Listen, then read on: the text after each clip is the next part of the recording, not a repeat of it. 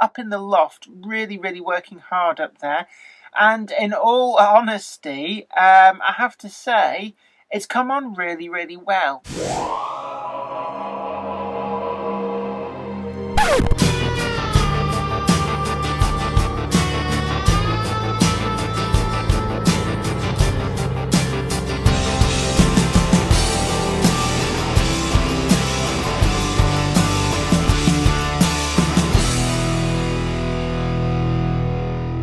A bit dark up here. I haven't got any extra lights on, but the reason there's a lot of locomotives on the side is I had a bit of a mishap yesterday. I'm a bit out of breath because I've just clambered up there several times to bring stuff up, and well, these are all out because they got spewed onto the floor by the mishap, and I've been doing some repairs. In fact, I spent a lot of yesterday, just before the live stream, doing the repairs. Now, pretty much most of these went back together, but I talked about in the live stream the class 22, and you can see the couplings broke.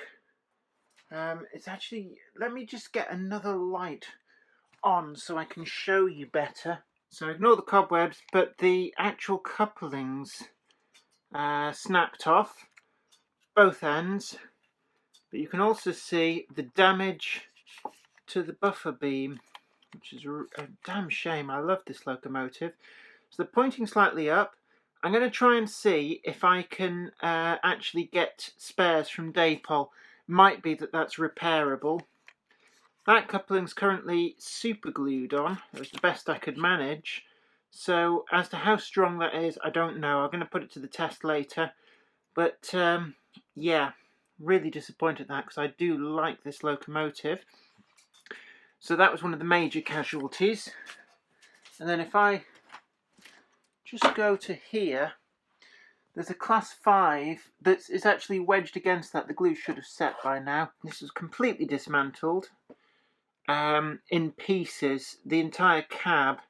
And you can see there the ding in the front of the cab and the back. Can't repair that. Buffers do seem to have gone on okay, but certainly this was what looked to be the most major of casualties. There were other issues. So, for example, this Bachmann Class 8 took a hammering, but it has gone back together reasonably well. One thing that has been badly damaged there, again hard to see, really difficult to film this and get a good light, but that front ladder is pieced together out of fragments and a lot of glue. But that's where I got up to. But today I've got some more fish plates and stuff, so I'm going to start work on the next line, and hopefully we'll get a second track going all the way around as the plan. Today's classic Grand Prix is actually the 1996 Monaco Grand Prix. I've got that playing in the background. One of my favourite Grand Prix of all time, actually. Number of people who didn't finish is quite astounding. Also the only Grand Prix that Olivier Panis ever won. But I've been busy, and as you can see, the second track is creeping around. Got round to here, got the light in place so I can see what I'm doing. And over there is how far it's gone the other direction. So there's not very far to go to meet up again. And then I've got the second complete track done. Now, one of the things I'm doing as I'm putting this together is I'm measuring the distance between the two rails just to make sure that I'm putting them together at just the right point. So I measured at the crossover on the other side, and on the curves I've widened it out ever so slightly just so that coaches won't bang each other, but actually the curves are so gentle that that's not really a problem, so it's looking really good. Once I've got this second track all the way around, I'll give it a test run, and then I've got a third track to put all the way around, but that's a bit more complicated because there'll be all manner of special point work, stuff like that to do. There's a lot of point work over here, and the trouble is that I need to go and salvage stuff out of the shed. I do have points, just no point motors, so it should be a pretty easy thing to go out and salvage them from the shed, and I can crack on. It'll be a little while yet before I need to start pulling up point work out there, but that's where we're up to. It's going really well.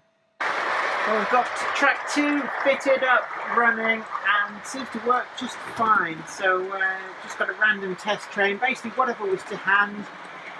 So those wagons wouldn't really go with that locomotive at all, not least because they're air braked and it isn't. But that's the second track, all sorted, all done, and running. So we're making great progress up here. Absolutely great progress. I did have to give some of this point work a good clean because it's obviously got a layer of oxidisation on it, but after I cleaned it away, this has romped, absolutely romped.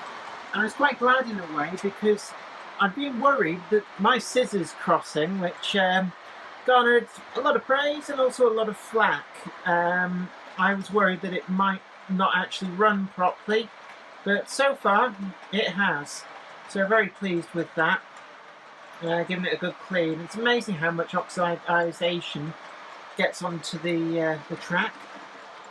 But busy times ahead. So watch this space, not least for progress up here, but also maybe coming to a television station near you soon. I'll leave it there. That's great, isn't it, having that running? So that's 2 tracks, 2 trains I can now run continuously. We've got a third main line to do. So I basically got the up and down fast, and I just need to do the up and down goods slow. And start putting in the yard, but there's still so much to do. I've got to dismantle a lot out in the shed to get materials I need to lay some of the other track. But I'm very pleased with that. Been starting the dismantling. I need the electrics from in here immediately. So switches that used to be here taken out, more switches taken out, switches taken out, the CDU, the capacitor discharge unit is taken out, and I've begun removing point motors from underneath. So all of these are now no longer with motor underneath. Eventually they will come out as well, but I just need the electrics at the moment. Another bit that's fairly obvious is there's a point motor surface mounted there. I need that, so that's come out. And that's pretty much where we are. I do want to save this station building. It's just I'm too pleased with what I built here to just let it go to ruin. So that will become a nice centerpiece upstairs. It won't be a station building, but sort of offices, something like that, I guess. So we'll find a new home. And there's a few other bits and pieces, some of the buildings, that gantry crane as well, try and find a home for that. I'm not sure about these. These have already been recycled once, and in all honesty, I didn't make them to the best of standards, so I'm kind of inclined maybe to scrap that. That one though turned out alright, so possibly keep that. That's already been recycled once. So yeah, that's where we're up to. I'm calling it a day for today. I've done quite a bit. You can see there the beginnings of the yard forming up. I've been able to do this because I've been able to get the not really easy to show. It's quite dark underneath here, but some of the points I've been able to motorise with stuff reclaimed from the shed. So I'm at a point now where I just ironically out of points. It's that point of the build. I'm overusing the word point, but certainly I need a whole load of left and right hand ones, and all I've got are Y points and double slips. So I think it's time to start actively dismantling the track work in the shed. The Bolton West junction will yield an awful lot of very good usable points, although I also want to dismantle Bolton East junction, which is where the big signal box is, because that board in its entirety I have plans of incorporating into some of the hidden sidings. I'm going to have to do some kickback sidings down there which will come off. I need a right hand point here, and it will head off down onto the level and down there. And my plan is for a small piece of Bolton Trinity Road to live on down there, although I'm going to have to relay the track on it because it's got a whole load of points that I want back. But certainly that board can get reused. It's simply just to save on wood. I do have a lot of bits and pieces of wood down there, but I still need to finish up there. That's still one of the big jobs to do, but it's on the list. It is on the list.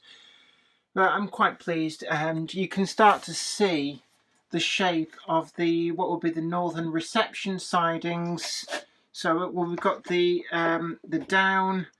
I'll tell you which direction. Somebody will tell me. It's the up line heads toward London, or does the down line head down the country? I think it's the up line heads up to London, which is quite peculiar. But either way, this will be the slow line for the goods line. So we've got the express up and down lines, and then this is one of the slow lines, one of which goes round that side of the yard, the other one will go around the other, and the way that's going to work is the raised section from over here. There's a lot to build with that, but it will loop round some bridges.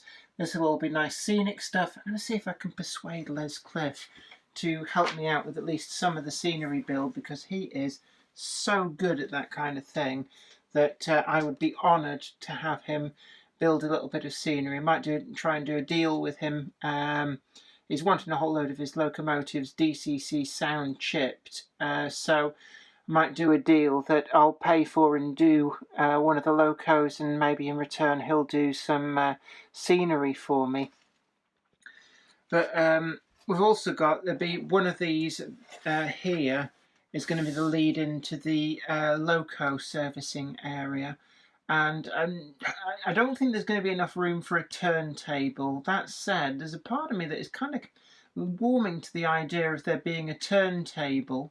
So what I might do is lay the sidings all out first, and then decide if I can fit a turntable in. T's Yard had a turntable and a TMD. And I'm kind of thinking that might be a nice addition. You only live once, so I'll probably kick myself if I don't have a turntable. The real Tiny Yard, I'm not convinced that it ever had a turntable. So this isn't going to be Tiny Yard. It's inspired by Tiny Yard. But there's nothing stopping me from being inspired by a few other places as well. So that's the idea. But I've got to go back to work for 4 days, so that means there's going to be no real progress. Of course, you're not going to notice that, because you just get these videos every Friday, so all of these will get stuck together, and you'll see the culmination of the work over a period of about 20 minutes to half an hour. But that's where we're up to. It's coming along, but the progress is getting slower and slower. So you can see I've started fans of sidings for the north end of the yard, and the way these are going to be divided up, I'm going to have two kind of reception sidings. They'll be for incoming freight trains, and they're going to be that line there and that line there.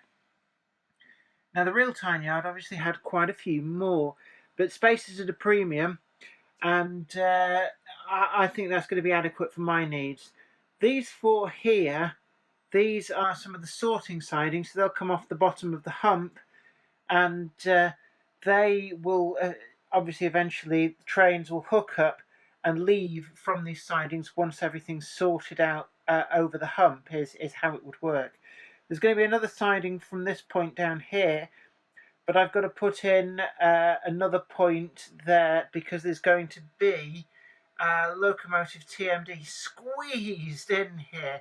And it does appear to me that actually there's I'm going to be hard pressed to find room for a turntable, so I'll put that one to the back of my mind. I've also round here been working out, it's probably actually if I remove my finger it focuses properly there, and there's a double slip just lying loose over there, and that is going to allow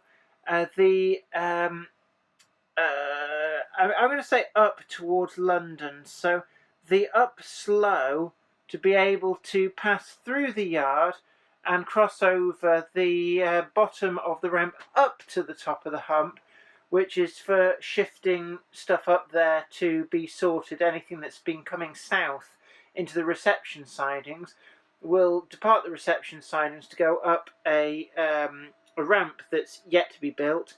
That'll come round, sweep over, bridge there, and into the upper level of the yard. Now, the upper level of the yard is somewhat miserable, it has to be said. There's not a lot of space here, so I'm going to have to cram in a load of tracks, and it's not going to be ideal.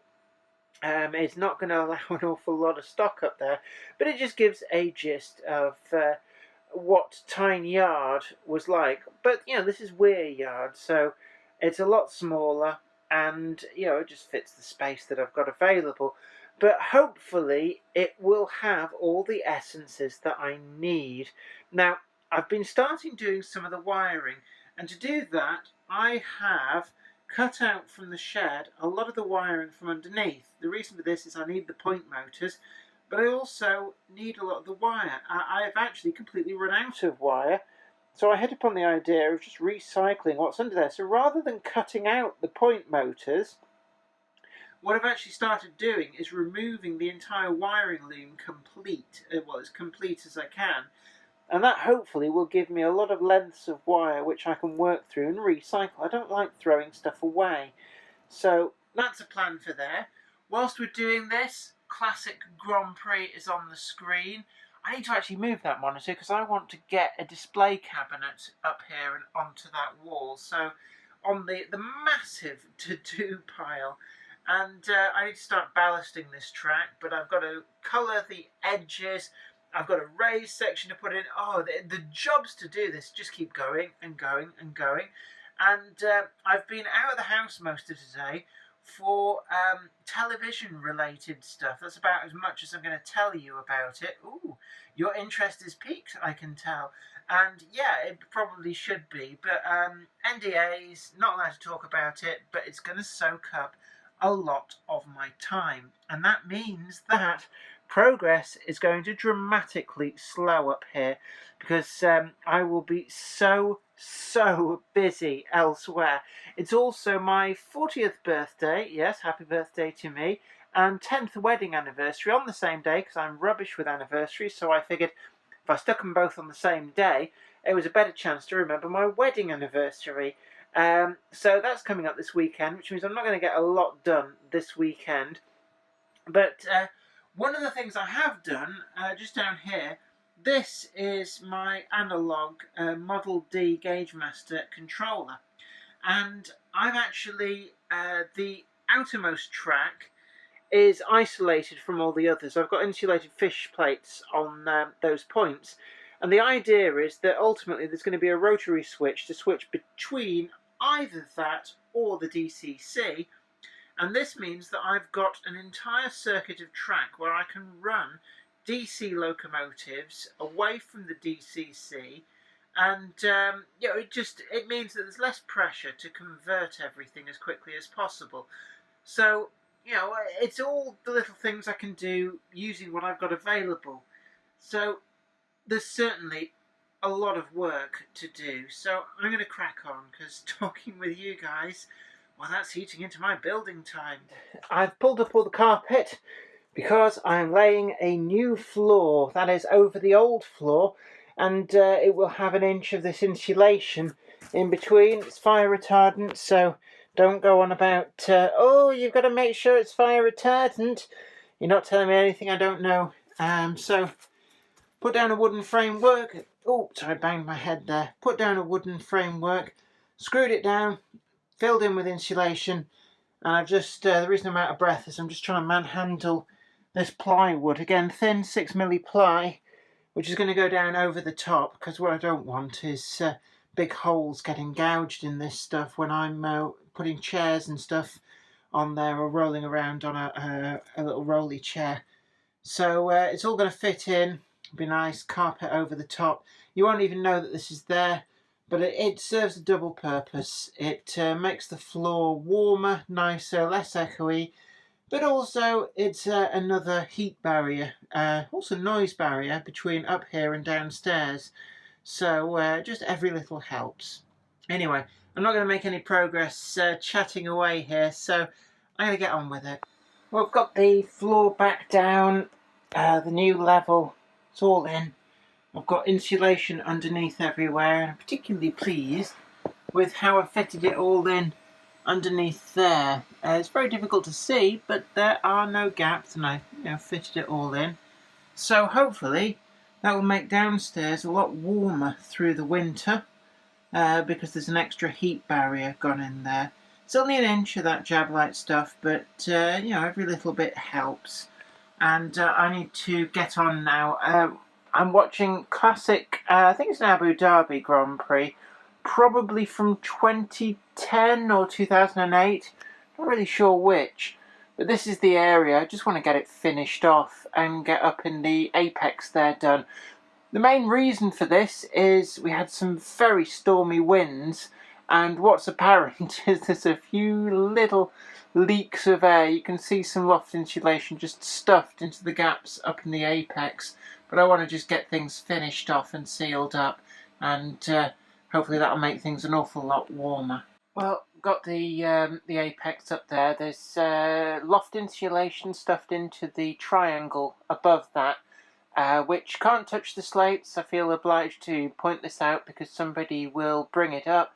They don't touch the slates because there's the Ecotherm insulation behind that. Just a little bit of a gap there to fill in, a couple of gaps down there to do, and then a coat of paint hides a multitude of sins, and the panelling is almost done. You can see going around with silicone sealant just to stop any drafts, just seal stuff in. But yeah, it's going really well. I've not done any track laying or anything. I am enjoying the Grand Prix, but essentially at the moment I'm coming down with a bad cold. I'm suffering a sinus infection, which is causing me no end of a nuisance, so I'm just taking it a bit easy, and I think I deserve that, considering how much effort and time I've put into all of this.